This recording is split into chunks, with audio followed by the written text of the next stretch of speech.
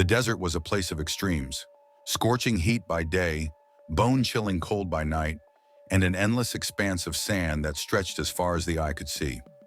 For archaeologist Dr. Evelyn Carter, it was also a place of mystery. She had spent years studying ancient civilizations, but nothing had prepared her for what she was about to uncover. The expedition had started like any other. Evelyn and her team had set up camp near a remote area of the Sahara, where satellite imagery had revealed strange geometric patterns etched into the sand. The locals called it the Whispering Stones, a name that sent shivers down Evelyn's spine. According to legend, the stones were cursed, and anyone who disturbed them would be consumed by the desert. But Evelyn didn't believe in curses. She believed in science, in evidence, in the tangible remnants of history. And so, despite the warnings, she led her team deeper into the desert, toward the source of the patterns. The first sign that something was wrong came on the third day. The team had been digging for hours, uncovering what appeared to be the entrance to an ancient tomb. The stones were massive, their surfaces covered in intricate carvings that seemed to tell a story.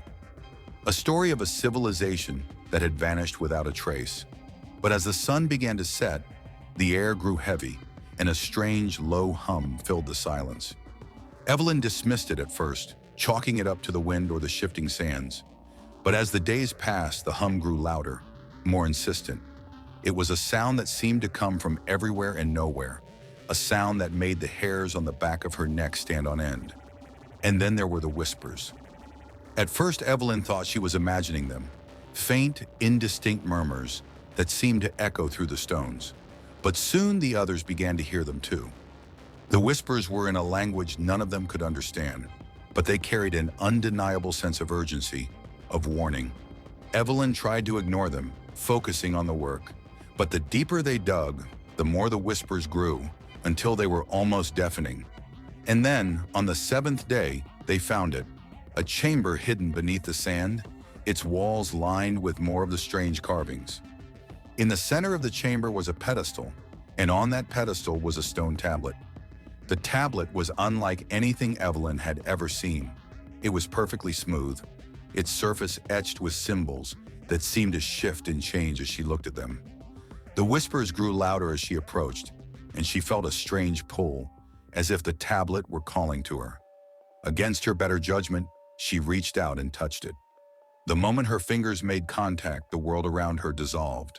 She was no longer in the chamber, no longer in the desert. She was standing in a vast empty void, surrounded by darkness. And then the whispers became voices, clear and distinct. "You have awakened us," they said, their voices echoing in her mind. "You have disturbed the balance." Evelyn tried to speak, but no sound came out. The voices continued, their tone growing more urgent. "We are the keepers of the sands, the guardians of the forgotten. You have unleashed what should have remained buried." Evelyn's vision blurred, and she saw flashes of images, ancient cities buried beneath the sand, civilizations wiped out by plagues and wars, and something else, something dark and formless that slithered through the shadows. "You must restore the balance," the voices said, "or the desert will claim you, as it has claimed so many before." And then, just as suddenly as it had begun, the vision ended. Evelyn was back in the chamber, her team staring at her in shock. The tablet was gone, and in its place was a gaping hole in the ground, its depths shrouded in darkness. Evelyn's heart raced as she realized what had happened. The tablet had been a seal, a barrier keeping something at bay, and she had broken it. The whispers returned, louder than ever, and the ground beneath her feet began to tremble. The team scrambled to get out of the chamber, but it was too late. The walls began to collapse, and the sand poured in, swallowing everything in its path. Evelyn ran, her lungs burning as she fought her way to the surface. But the desert was relentless. The sand shifted beneath her feet, pulling her down, and the whispers grew louder, more insistent.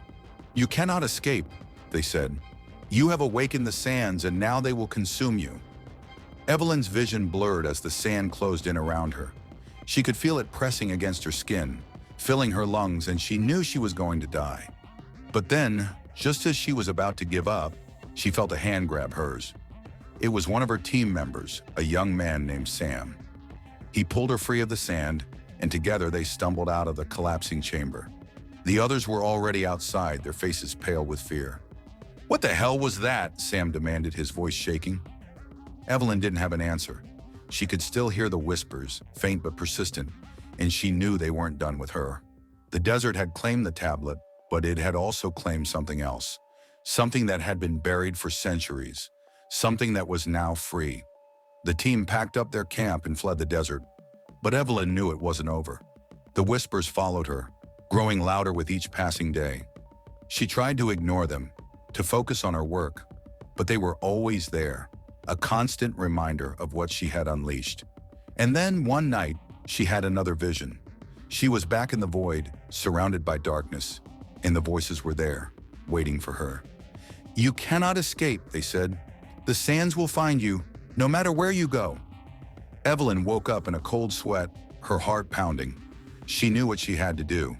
She had to go back, to find the tablet and restore the seal. It was the only way to stop whatever she had unleashed. The journey back to the desert was a blur. Evelyn traveled alone, driven by a sense of urgency she couldn't explain. The whispers grew louder with each step, guiding her toward the source of the disturbance. When she finally reached the site, it was unrecognizable. The sand had shifted, revealing more of the ancient structure, but it was no longer a tomb. It was a labyrinth, its walls lined with more of the shifting carvings. And at its center was the tablet, lying on the ground as if it had been waiting for her. Evelyn approached it cautiously, her heart racing. The whispers were deafening now, and she could feel the weight of the desert pressing down on her. She reached out and touched the tablet, and once again, the world dissolved. This time the vision was different. She saw the keepers of the sands, ancient beings who had once ruled the desert. They had sealed away something terrible, something that threatened to consume the world. And now, that something was free. "You must restore the seal," the voices said, "or all will be lost." Evelyn's hands trembled as she picked up the tablet. She could feel its power, its ancient energy coursing through her veins. She knew what she had to do. She placed the tablet back on the pedestal, and the whispers stopped. The ground beneath her feet grew still, and the air grew quiet. The seal was restored, but Evelyn knew it was only a temporary fix. The sands had been awakened, and they would not rest until they had claimed their due. As she left the desert, Evelyn couldn't shake the feeling that she was being watched. The whispers were gone, but the weight of the desert remained, a constant reminder of what she had unleashed. And far beneath the sands, something stirred, waiting for the next fool to disturb its slumber. Epilogue.